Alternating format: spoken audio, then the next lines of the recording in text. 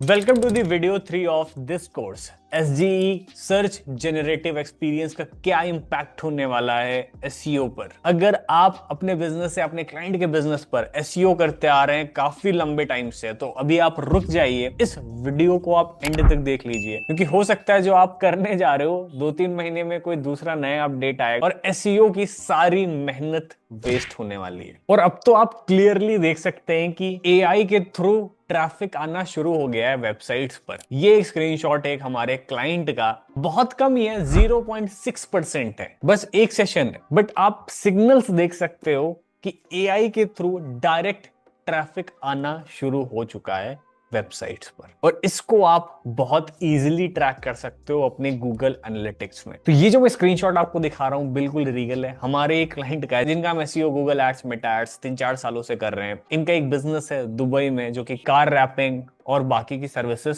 Provide करता है। तो AI बहुत तेजी से इंपैक्ट कर रहा है SEO का, और इस इंपैक्ट का इफेक्ट आपको क्लियरली दिखेगा बिजनेसेस पर। इन्हीं से AI अपडेट्स में एक बहुत बड़ा अपडेट है SGE सर्च जेनरेटिव एक्सपीरियंस। आप सबने नोटिस किया होगा कि गूगल पर जब आप सर्च करने जाते हो तो वहां पर जो सर्च एड्स हैं, गूगल एड्स हैं, SEO की रिजल्ट्स हैं, उसके पहले एक चीज और दिखाई जा रही है, और ये है AI जनरेटेड आंसर्स। और 84% टाइम्स ये AI आंसर्स फोन की आधी स्क्रीन कवर कर लेते हैं, और 38% टाइम्स तो ये फोन की पूरी स्क्रीन को ही कवर कर लेते हैं। अब इसकी वजह से जो SEO के रिजल्ट्स होते हैं वो इतना नीचे चले जाते हैं कि यूजर अब वहां पर जा ही नहीं रहा है। आइदर आपका रिजल्ट इतना ज्यादा नीचे चला जाता है कि वहां तक पहुंचता ही नहीं है, या फिर वो उसी AI आंसर में इंगेज हो जाता है। और अगर आपको ये गलत फहमी है कि ये AI आंसर्स अलग अलग वेबसाइट से उठा के गूगल इंफॉर्मेशन लेकर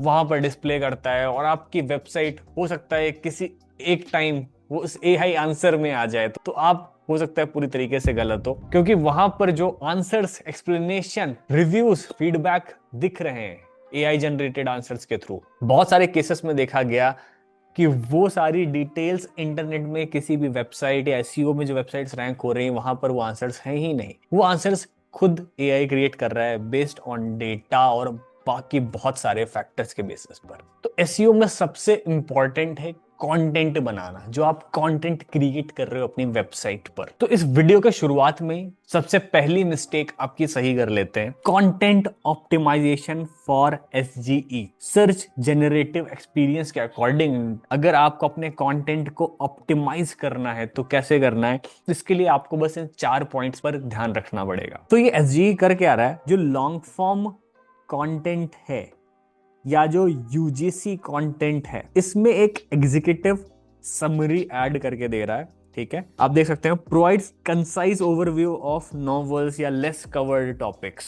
तो ऐसे बहुत सारे टॉपिक्स जो बहुत ज्यादा कवर नहीं है या कोई UGC कंटेंट है, उस पर एक तरह की समरी ऐड ऑन करके शेयर कर रहा है। दूसरी इंपॉर्टेंट चीज, जो SGE वो पूरी तरीके से जो SEO का कंटेंट है इस पर इंपैक्ट कर रहा है, क्योंकि SGE क्या कर रहा है, SEO को पूरी तरीके से इग्नोर कर रहा है, specially in the e-commerce vertical. Third सबसे इंपॉर्टेंट पॉइंट, जो SGE सबसे ज्यादा प्रेफरेंस देता है वो UGC कंटेंट को, यूजर जनरेटेड कंटेंट को प्रेफरेंस देता है, स्पेशली प्रॉज कॉन्स, ये सारी चीजें, जैसे कि जिससे यूजर सबसे ज्यादा इंगेज हो पाए और यूजर को सबसे ज्यादा इंसाइट्स मिल पाए उस प्रोडक्ट के बारे में। तो एक बात तो क्लियर समझ में आ रही है, SGE को ना user generated content, testimonials, reviews, feedbacks, pros and cons, ये सब बहुत पसंद है। तो आपके प्रोडक्ट पेज में, आपकी वेबसाइट में ये सारी चीजें जरूर होनी चाहिए। और फाइनली, अगर आपको अब SEO में खुद को ऊपर टॉप पे लाना है तो आपको बहुत ध्यान देना पड़ेगा। कुछ ऐसे टॉपिक्स कवर करिए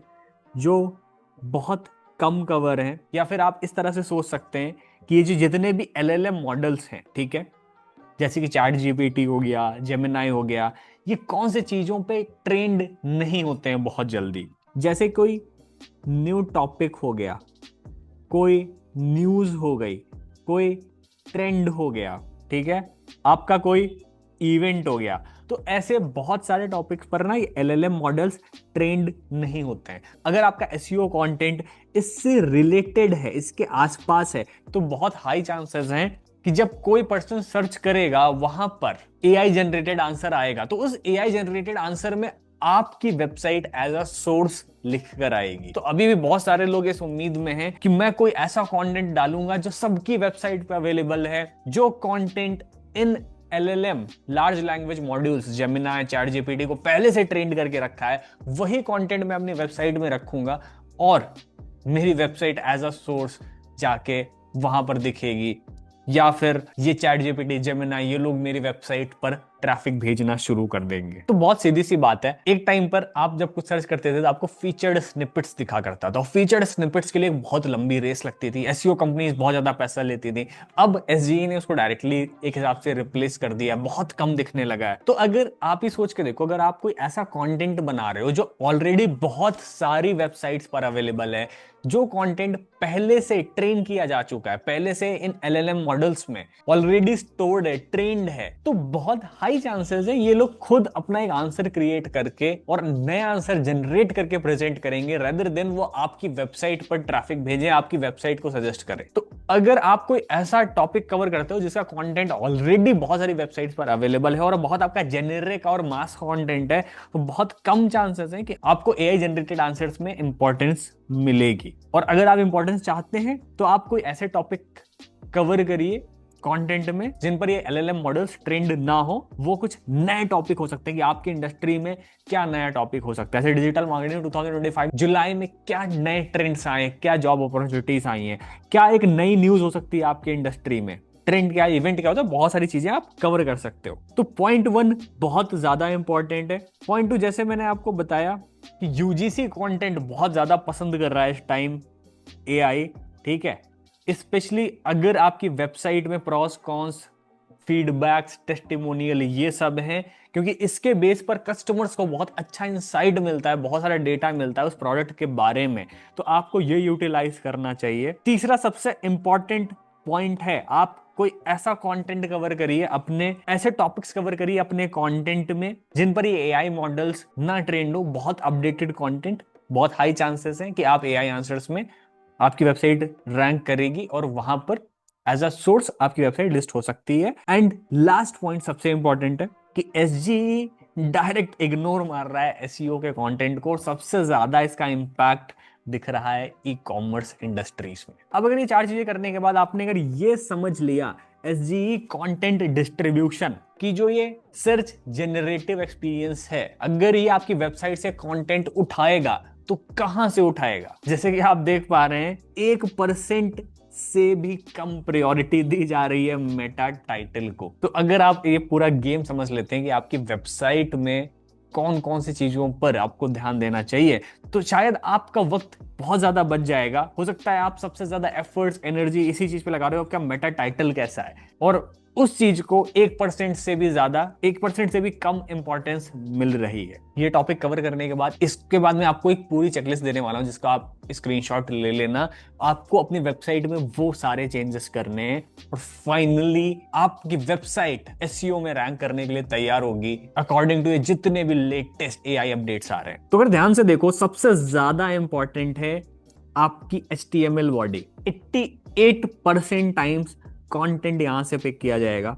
उसके बाद आपको बहुत ध्यान देना है अपने मेटा डिस्क्रिप्शन पे, ठीक है। तो जो SEO में जो भी आप पेज या ब्लॉग पोस्ट बनाओगे, मेटा डिस्क्रिप्शन पे भी आपको बहुत ध्यान देना है, क्योंकि जो सेकंड प्रायोरिटी है वो मेटा डिस्क्रिप्शन को दी जा रही है। 4% है आपका जावास्क्रिप्ट डिपेंडेंट कंटेंट और लेस देन 1% है स्कीमा मार्कअप और मेटा टाइटल। इनफैक्ट अगर आप देखो तो ट्रेडिशनल SEO में क्या हुआ करता था, बहुत सारे लोग स्कीमा मार्कअप और मेटा टाइटल पर ही सबसे ज्यादा इंपॉर्टेंस देते थे, जो कि एक हिसाब से अब ऑलमोस्ट खत्म हो रहा है या फिर उतना ज्यादा इंपैक्ट नहीं कर रहा है। फाइनली अगर आपको अपनी वेबसाइट SGE के अकॉर्डिंग ऑप्टिमाइज करनी है तो आपको ये सारी चीजें आपको अपनी वेबसाइट में करनी पड़ेंगी। मैं आपको एक एक करके एक्सप्लेन भी कर देता हूं और आप इस चेकलिस्ट का एक पूरा स्क्रीनशॉट भी ले सकते हैं और आप बैठ सकते हैं अपने वेबसाइट डेवलपर के साथ, SEO वाले पर्सन के साथ, और आपको अपनी वेबसाइट में ये सारे चेंजेस कराने। एज यूजुअल हमेशा जो आपका सर्वर रिस्पॉन्स टाइम है वो इंप्रूव होना चाहिए, ठीक है। तो ये जो फैक्टर थे पहले भी बहुत इंपॉर्टेंट था, अभी भी बहुत इंपॉर्टेंट है। तो मैं मेन पॉइंटर्स को टच कर रहा हूं जो कि SEO से ही रिलेटेड है। तो इसमें आपको SEO का जो पर्सन है प्लस एक डेवलपर की, दोनों की हेल्प लगेगी, क्योंकि बहुत सारा इसमें वेबसाइट या बैकएंड रिलेटेड भी काम है। ठीक है, तो क्रॉलिंग और इंडेक्सिंग ये भी बहुत ज्यादा इंपॉर्टेंट है, क्योंकि अगर आपका कंटेंट इंडेक्स्ड नहीं है तो बहुत रेयर केस है कि फिर एसजीई में वो कंटेंट शो होगा। इनफैक्ट जो आपके कमेंट्स और रिव्यूज हैं इसको भी आप इंडेक्स कर सकते हो। तो आप ध्यान रहे, आपको अपनी वेबसाइट में फीडबैक और ये सारी चीजों का आप ऑप्शन लगा दीजिए, जिसकी वजह से बहुत हाई चांसेस बन जाएंगे कि आपकी वेबसाइट रैंक होगी। आप अपने सारे पेजेस या ब्लॉग पोस्ट में एआई जनरेटेड समरीज भी बना सकते हो। स्पेशली आपको फोकस करना है प्रोज और कॉन्स पे।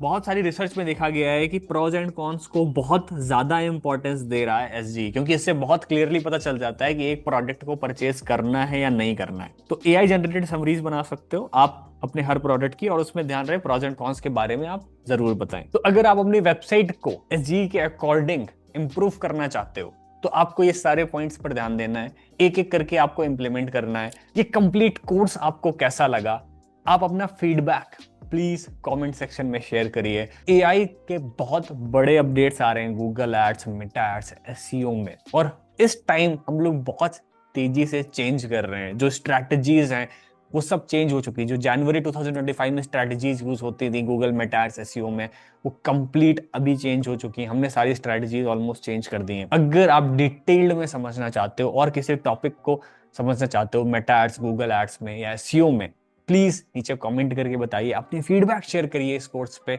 आई होप आपको वीडियो पसंद आई होगी। Thank you so much.